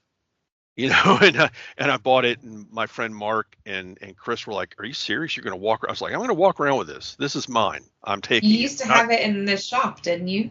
Yeah, I had it in the Yeah. shop. I have it. It's hanging up here in my living room. Mhm. It's above my dad's antique radio that doesn't Yep. work. I have it up there, and I just loved the whole idea. Yeah. I always hated vampire characters in general, and so vampire hunters were my, when I watched a vampire movie, any of the Hammer films back in the day, if they had a vampire hunted, I was like, go dude, stake the vampire. See, and I was And the opposite. I know, usually loved the vampires and loved the vampire movies. So for yeah, some reason, her though, but it was a different type of vampire. These were like, yeah.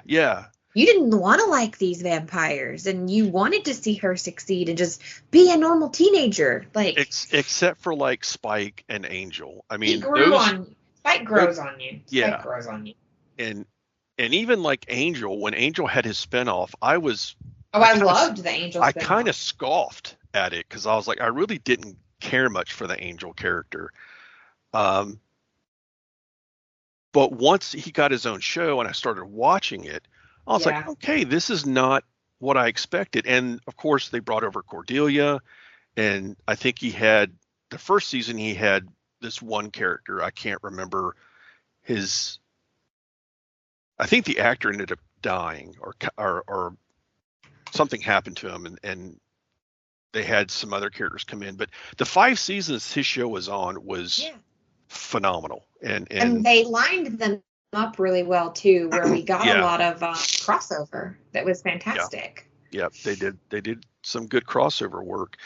Well, and again, the talent on there too was the late 90s and the early 2000s was really good time for TV, and WB knew what they were doing in that time. Like they were the other honorable mention I have is Captain Janeway from Star Trek Voyager. Now I know, they're Trek fans. We have our opinions on everything, and some people don't like the Voyager series. Some people do. I'm on the side that I liked it. I like most Star Trek series. There's going to be good and bad episodes in every series. Of course. I think the only one, like DS9, really did. I mean, they had some bad episodes, but probably not as many as other shows. DS9 really was kind of consistent, I think. Yeah, I would agree. But Voyager, there was just something about, and I know what it is. There was something about Kate Mulgrew. Yes.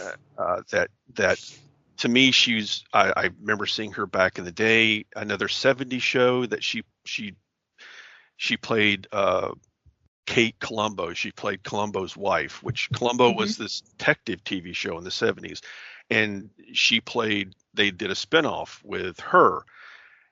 And I remember seeing that as a kid, but then seeing her as Captain Janeway, it was really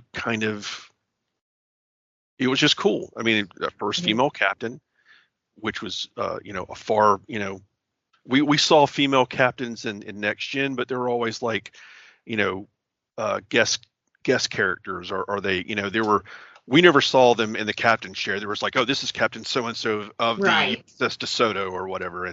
But here we are, we have a show helmed by a female captain. And I just was like, okay, I'm ready for this. And it's, they're going to be lost out in some other part of space, and they're going to be going back. And it was really, really cool. The thing that really attached me, I think, with Kate Mulgrew was the fact that she looked somewhat like my mom, and my mom had passed away in '99, and I don't have what I want to say. I can't remember when Voyager started. I was one of the premier shows on the UPN network, and there was just something about her that reminded me of my mom. I mean, like I said, they share a similar look. And so I think in a lot of ways I was still dealing with my mom's passing. And so the show became very comforting. In fact, we've talked about this before, not on podcasts, but we've talked about comfort shows that we watch when we're feeling, sad, or we're maybe our anxiety is really bad, or whatever. Star Trek shows I will just put on and listen to. Yep. Mainly like Voyager. Voyager I will put on and just let it run. And I may, if I'm having a real anxious day, or if I'm in a really bad place, mind space, I will just click it on. Sometimes I'll sit down and watch.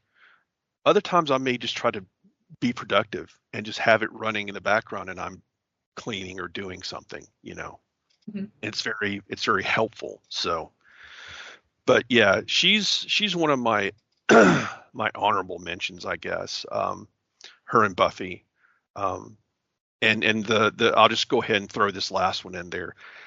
And surprisingly, I really wanted to have this on my main list, but Carrie Fisher playing Princess Leia. Yeah. That's and really that's all I got to say. I mean, because people were going to understand Princess Leia. Very, very strong, very, I can't say well written from Star Wars, but as the show, or as the movies and the legacy kind of spread out, she got very well defined as a character. So. And those are both two that I really went back and forth on giving them an honorable mention or even listing them. But I felt like they were an understood. Yeah. We understand that those for sure are are for, at least for people between our ages, those are definite givens. Yeah. Two of mine are more very much, I'd say, a millennial given. They're just honorable mentions, and my first one is Veronica Mars from Veronica Mars, which was played by my brain just went dead. Kristen Bell, played by Kristen Bell. Yes. Which is kind of, to me, if you think about it, it's modern day Jessica Fletcher, but in high school. All right. Because, I never knew what the show. I heard of the show, but I never knew what the show was about. So it's kind of a high school teen drama mystery neo-noir sort of deal. Her father is a private detective, and so obviously she's picked up and learned from him and figured things out, and she moonlights herself as a private investigator under her dad's teaching, basically. And she solves different standalone cases while working. They're working to solve, how kind of in CSI, each episode is a case, but there's usually during the season, there's one bigger complex thing they're trying to deal with. Well, that's what she did. The first two seasons had this very long mystery kind of arc. The third one took a different format, kind of. It was smaller mystery arcs that would last a couple of episodes instead of it being finalized within that episode. If I remember correctly, initially it was a young adult novel, which had a male protagonist. Then when Rob Thomas turned this into a television show, he thought that a more noir piece told from a female point of view, because she's also the narrator. Yes, she's the main character, but there's parts where she narrates the show. It was also a WB show, I believe. Yeah, it was. Yeah, and it ran for 4 seasons. It started in let me see. Oh, it started in 2005. So I was already out of high school at this point, but I was still in that age range where it very much was interesting to me. And then they brought it back for a limited series in 2019, and they had a film in 2014, and it was done very well. I thought it was really good. Unfortunately, there are some major trigger warnings that happen later on. but it was a fantastic show that dealt with a lot of issues that she would have dealt with. As the difference is, while Buffy was all supernatural and she was kicking butt and taking names, Kristen Bell's character as Veronica was doing the same thing, but like in the real world, like she's photographing people cheating, and she's like getting to the bottom of like things going bad at school. And so it's kind of a cross. She's kind of Jessica Fletcher and Buffy combined. Yeah, yeah. So yeah, I definitely felt like, for me, because I had a really deep connection to that character. I really, really loved that one. My other honorable mention would be Betty Suarez, played by America Ferrera in Ugly Betty. That one I think was actually like an ABC drama, but it was very good. Betty is, in the end, she really isn't ugly, but like she's just different. She's part of the Latin community, and she's got a sister who is like drop dead gorgeous. They've lost their mother. Their dad is trying his hardest, and she gets a big time job at like a fashion magazine. And it's like all of the stuff that goes along with that, and then her learning like who she is, and not only who she is. And there's a lot that happens in the show that's just flat out like drama, soap opera kind of stuff that's just entertaining. But at the core of it, Betty is learning who she is, what she will and will not put up with, what she is willing to compromise, and what she's not. Her ultimate goal when you first meet her is she wants to become a magazine publisher. She wants journalistic credits. She doesn't want to just be the girl that like gets coffee. And I think also this is that time period in TV where they were doing things where like geeky, like I think Freaks and Geeks may have been out or maybe just ended, but she was very geeky. Yeah. But, yeah.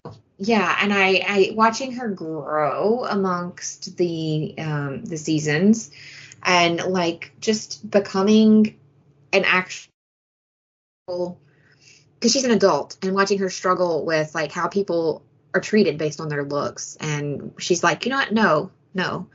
I always found her like extremely powerful and relatable. So I definitely felt like she deserved an honorable mention. Yeah, I remember hearing about the show. I really didn't know a whole lot about it. It's kind of like the Veronica Mars situation. I knew of the show and knew that it had a following, it had an impact. So, well, it's kind of like it's a comedy, drama, romantic comedy kind of sort of. So I could see where you'd be like, I might not be interested, but I enjoyed it. And they even say it kind of was particularly geared towards like women in the age 18 to 49. Yeah. So. Yeah. I remember, I don't know why I thought this, but when I first heard of Veronica Mars, I thought, that's such a weird name. And for some reason, I thought like they were trying to spin off like another kind of supernatural TV show like Buffy. Oh, I can see that. Yeah, and I was like, I can't. My attention span was like, there are a few shows I'm watching and that's it. I'm not adding anything to the list. Well, at the time we couldn't unless we had a Danny. Yeah, couldn't record him or anything anyway. No, so it was you really had to pick and choose. We until I think it was maybe the third or fourth season before we actually got the WB on our cable package. Yeah. We finally got it, but it was like I said, either maybe the second or third, maybe more. Well, I about it, but yeah, I remember. So I had WB growing up, but I lived so close to Nashville that we had WB out of Nashville. But I remember when I first moved to Alabama and we had, I want to say it was Dish Network at the time. I actually had to call and pay extra to add like a WB to my package, and I don't believe it was even Dothan. I want to say it was like Atlanta or Yeah. or something, or Montgomery, Atlanta, like a much bigger city, even though Dothan's Yeah. pretty big. But I remember having to actively pay, I want to say it was like $5 extra a month, which sounds crazy, but listen, if you have been listening to me podcast for a long time, you already know, like, WB, CW, because it was WB, but now it's CW. Before Yeah. that, I think it was UPN. But they kind of like grab my attention, and I am pretty much a connoisseur of all their things, because that ends up being like the home of Supernatural, the home of Vampire Diaries, all of the Yep. shows that you and I really got into, Legends of Tomorrow, Arrow. Yep. Like, but I had to pay. It was crazy. I think, like, this was back when I actually went and paid all my bills with a check. Oh You know, yeah. this, like, again, Yeah. this is back, you know, in the early 2000s or what have you, late 90s. Um, and I remember going to because I had a friend that worked at the cable office that I got, or that we all got cable from, because we only had one cable provider. You know, there was no other. Yeah. You know, they That's kind of had fun. the monopoly on it. And I remember from time to time going, hey, do you know, like, are y'all going to be getting the WB on, any of your, and I know, like, I'd asked a few times, and eventually I think I kind of just, and then I went in one day and she's like, hey, guess what we're getting? And I said, the WB. And she's like, yes. And I was like super stoked. I was super excited. And I was like, finally, I don't have to, you know, poor Danny doesn't have to be like, bootlegging Buffy to us every week, which he Right. didn't mind doing, because, like I said, he was coming over anyway, so he didn't mind doing it. But Danny's but our yeah, I resident mean, IT guy. yeah, but that's those characters are, kind of when I was thinking up my list, and like the way you thought up your list, it was from a certain perspective. Like I said, you know, there were a lot of characters that, if like two characters that come to mind, like from Farscape or from Battlestar Galactica, you have Yeah. Starbuck from Battlestar Galactica, and uh, you have, like, Aaron's son from Farscape. Mm-hmm. Um, these very staunch, powerful female, characters that are written well, and are, uh, like, one of one of my friends that, you remember Doug? Yeah. Yeah. Okay. So I remember I was like Battlestar, the revamp, uh, I can't think of the guy's name. Ronald something, that Uh-huh. relaunched Battlestar, and Oh, I can't think. Yeah. Ronald Moore, Oh, yeah, yeah, uh, yeah. Okay. and Katie Sackhoff played, Starbuck.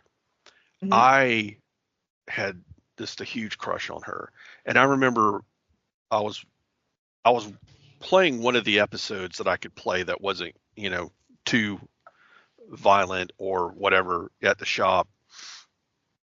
And I remember Doug was sitting there watching it, and I was like, man, Starbuck is so, just, she is, she's it. And he looked at me and she goes, she looks like a man. Well, And so I she's will like, say, Jerry and I had this conversation about Katie Sackhoff the other night, and he didn't say she looked like a man, but he's like, she's just one of those actresses that sometimes you look at her in certain roles or like in interviews and stuff, and she's just this gorgeous woman. mhm. And then other times you're like, what in the world? Yeah. See, I kind of understand that, I guess. I mean, I've always thought, and this is, again, the reason behind me crushing on Katie Sackhoff, is that she looks extremely. She shares a very strong resemblance to one of my childhood crushes that was very tomboyish, was very, you know, we were best pals in the neighborhood, and we were around the same age. She looks a lot like her, and I think that's what I, you know, have kind of crushed on that. But Yeah. he said he was just like every time, and after he saw my reaction, like, no, she's not, you know, she's not mannish. He's like, oh, Yeah, and so every time he was like, oh, so we're watching uh Starbuck, the mannish, you know, whatever. He would make some silly comment, yeah. and we would, you know, argue or whatever. It was just banter. But again, you'd have these characters were really, I mean, were very empowered, and not you got to see over the course of all the seasons just what kind of made Starbuck, you know, or Kara Thrice, I think was her real name. Starbucks is like her call sign, but I don't remember you right now. you got to see her growth. And that's another thing too, is when you have a character that has growth, and you could see the kind of trials by fire that they go through, and to kind of become the character that everyone kind of loves and cares about. There's actually been studies done. I'm kind of glad you brought that up, like kind of like bring us home here. I think it's fascinating as we all make our lists. So me, you making our list, or someone else listening to us is like, I'm going to make my list. They've done some studies to prove that, like, I'll give a prime example. You look at Benedict Cumberbatch at the beginning of Sherlock, right? He's this floppy hair, super pasty, like everyone's like, how did you ever find that attractive? And I think it has something to do with this study, this article that I wrote or read. I did not write it, but I read it in regards to, like, as you watch a show and how your brain starts melding around that person's idiosyncrasies. And even though they're a character and your brain knows they're not a real person, they're like, the way they look, you start finding more and more attractive, and other people, kind of like, you know, Doug did with Katie Sackhoff, are like, Yeah. what is wrong? Even Bianca's like, really, Cumberbatch? You liked him then? I liked him then. And it's something to do with your brain starts developing like you see them for their full self, Yeah. essentially, is what it is. And like, you actually grow to love this person and their look and their character. You know, and Katie Sackhoff for you, Cumberbatch for me, prime example. And listen, Cumberbatch now does not look like Cumberbatch then either. So there's that. Yeah. But I think it's fascinating that when you're creating these lists, a lot of it has to do with, these are characters that we watched for so many seasons. And maybe the first season we watched them, we already felt that pull, that like, they're a phenomenal lead, they're a phenomenal female character. But it's like, the more we watched them, the more they resonated with us, or the more we saw them as this like strong lead. And I do think it has something to do with that article and the psyche. And even though they're a fictional character, you start seeing them as a whole, flaws and not. So yeah. It's very interesting. There's quite a few lists out on the internet as well. I pulled up several just to kind of see where our stuff would rank. And most all of the ones that you and I mentioned were either on like a really big list or even on smaller ones. There's some that only had like 10 people or 25 people. And there's some that have like a lot of modern day. And I didn't listen. There's a lot of great modern day ones, but Yeah. I thought about that too when I was kind of working through my list, and I was like, if I don't kind of stick with a you know, like I need to stick with some sort of pattern plan to kind of go with. I don't want it to kind of feel like I'm just going all over the map. So that's kind of the way I went with it. But yeah, there is tons. There's no right or wrong list. I think it like I said, it's really up to how and what you feel and it's more if it's a personal connection you have to a female character that resonates with you. And so, and when I was thinking about it in those terms, I said, well, I should start where it kind of started, and that's back in the 70s and back in Saturday morning cartoons, and kind of once I started down that path, it kind of just led to the next, oh, well, this leads right into this, and this leads right into this. So yeah. There's this huge list on Ranker that just keeps going and going and going. I can imagine. And you can actually vote. And so I guess from time to time, depending on how people vote, like people may shift up and down. But this is the greatest female characters in film history. And they do have multiples on there. They had, I think all of the ones we mentioned today are on there. I noticed that both Lisa and Marge were on there, which as a mother now, absolutely Marge should have an honorable mention. I should shout that out. 100%. Yeah. Yep. Definitely. But, I agree. It's a fascinating list. And there were some that I was like, oh, I didn't think about that. But it's kind of interesting to see that this list just keeps scrolling and it's all female. So I really enjoyed our topic today. I have too. I think that for me, hearing your list and seeing your point of view and kind of getting, like a lot of the ones that you mentioned, I never had really thought of or would have chosen. Not that I would have, it's not you know what I'm saying. I'm definitely not. There's a different connection. Right.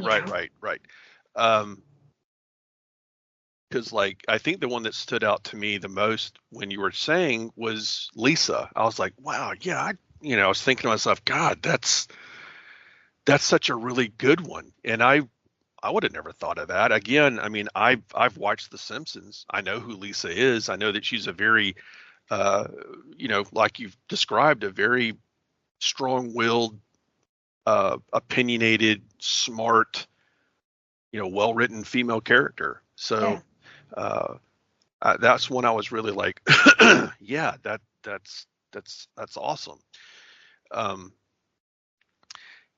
My first one being Isis. I mean, this actress, I don't know really how much else she did. I know that she passed away some time ago, but I just kind of wanted to use her because I don't feel like, I mean, if somebody's listening to this and they decide to look it up and maybe they decide to maybe catch or look up YouTube videos with Isis or whatever, it kind of honors that actress and that person that probably didn't get a whole lot of notoriety. Right. And not that me talking about her is going to get her tons. I'm just saying I kind of wanted to just put that out into the universe and just say, hey, somebody remembers you playing this character and what it meant to them as a young kid. And thankful that I saw these characters because like I was talking about, I really never understood. I mean, I understand misogyny now. I understand what it is, how bad it is. But as a kid, it didn't click with me. Yeah. It didn't click with me. I'm like, understand it. I was like, girls can do everything guys, I never saw because another thing too is like reading comics. You saw a lot of female characters in comics doing things. And, I think that maybe, I'm not saying that comic book readers are, I don't know. For me, it helped me to be a better person when it comes to judging or seeing what people are capable of, that everybody's capable of doing whatever. It's not just a gender situation. And I think the era that I was raised in, you did have a lot of like, girls can't play baseball and this, there was a lot of misogyny in the 70s.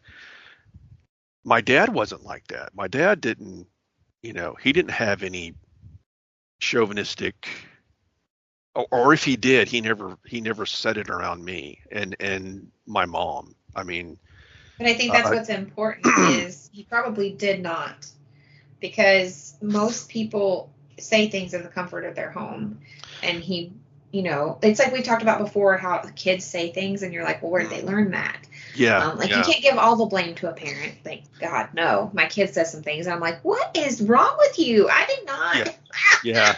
But I feel strongly, even though I never got the opportunity to meet your father, like, knowing you, knowing your siblings, I feel strongly that you were probably right about him and that he was not.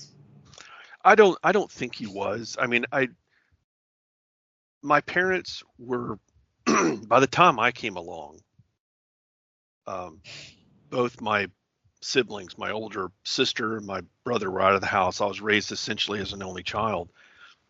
They were kind of hands off by the time I came along. They had already raised two They kids. were tired. They were they were tired, and I was not a problem child at all. Mainly, I mean, just because I was, an introvert kid that was probably was not was on the spectrum to some degree. I'm 100%. I know I had to be on the spectrum somewhere, undiagnosed because there was no autism back then. There was probably no ADHD back then either. It was like hyperactivity. You need to give them something to calm them down. Yeah, you need to give them a. I forget what they used to say about my family members, but it was like, oh, just send them outside, sign them up for sports, Yeah, give them chores, like, because yeah. even when I was growing up, like, girls didn't get ADHD, like, it wasn't a thing, like, girls didn't have ADHD. I They did. Clearly, folks, we know that there was autism and there was ADHD. We're saying in the medical world, in the medical people world, weren't talking about it. they weren't People, talking about it. There weren't any of those studies that may have. They hadn't got over to the. At least they hadn't got down to the south, and mm-mm. so you know, yeah, You I guys was are living in a super. whole different world down here. I But that was just my parents were really good when they came. I think when they raised me, Mm-hmm. they just kind of taught me the golden rule of do unto others as you would have them do unto Yeah. you. And yeah, there was a lot of religion in my family growing up, Southern Baptist. Mm-hmm. That's Mm-hmm. that's a whole nother ball of wax. But I I mainly am the person I am today because of the way that they kind of taught me to just treat people, Mm-hmm. and that's the biggest thing I got from them. Because I remember as a kid, I had a hard time making friends because I was just really nervous and anxious, and really wanted to have friends, but I didn't really know how to, and I was kind of a jerk sometimes. And so, one of the things my mom told me was like that. What I just said, if you want to be a friend, you have to be a good friend. Mm-hmm. So if you want friends, you have to treat them, like you'd want to be treated. And, I got that. I understood that. And kind of once I started kind of applying that, yeah, I started making friends and started, kind of learning to socialize with other people, learning to share, learning to, all those things that kids learn. But like, yeah, I think was pretty lucky to have the parents I had because they really weren't. And again, I can't, you know, they they weren't racist as far as I know. They never dropped any N bombs around me. Uh, and so I can say under most certainty that they weren't racist. They never taught me to be racist, and they weren't. My dad wasn't misogynistic. Like I said, my parents were, even though there were, my dad wasn't as religious. My mom was. Uh, I guess they were kind of progressive in the way that they raised me. They weren't, you know, They wanted a good human, and they didn't care. they were tired, I think, and they were like, "Look, here's what you got to do." And like, if I had a problem, if I had something going on, I could go talk to them. I could go, Yeah. but I can remember like by age 11, my dad had bought he'd always wanted to have like a little townhouse or a beach house because my sister and her husband had a beach house, and so they liked going down there. So my dad found a good deal on a townhouse, and so he bought it. And him and Mom would go down every weekend to the beach and leave me at home. And of course, I'm sure they were like, "Do you want to go?" And you were like, "No." No. Well, I know you. No. They No. knew better, but like Mom would be like, okay, well, I'm leaving you $20. Gonna order pizza for you and the guys, because she knew all the guys were gonna come over. We were gonna play D&D all night and game, so they weren't worried about. She knew where you were without question. She knew where I was without question. My sister was in town. The neighbors. I mean, Oh yeah. We could do, as long as we weren't outside making noise and waking up people, my neighbors weren't going to complain. And if there was an issue, I could run next door, but you think about it today, no one's going to leave their kid at age 11 for three days. In some states, it's actually illegal. Folks, don't do that. Don't do that. My child will turn 18 in a few months, and we're having a discussion of if I am comfortable enough to leave him overnight to stay somewhere that's only an hour and a half away. So the same distance that your parents were away when you were 11, and I'm over here like, oh.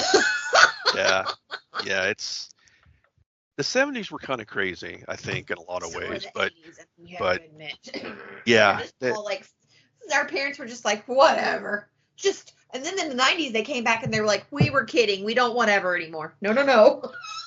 Well, yeah. I mean, you start thinking about, just safety issues and even today, right. You definitely don't want to mess with that. But, well, it's been awesome getting a chance to hang out and talk with you and get to hang out and talk about things that we both are passionate and that we care about. So again, thank you for having for us having this time. I mean, I appreciate getting to do this with you. So it was nice to get a chance to do the podcast. Absolutely. I want to encourage everyone, if you have not listened to any other shows on Place to Be Nation, Pop Experience, or even over on the wrestling feed, the North-South Connection, please check everything out.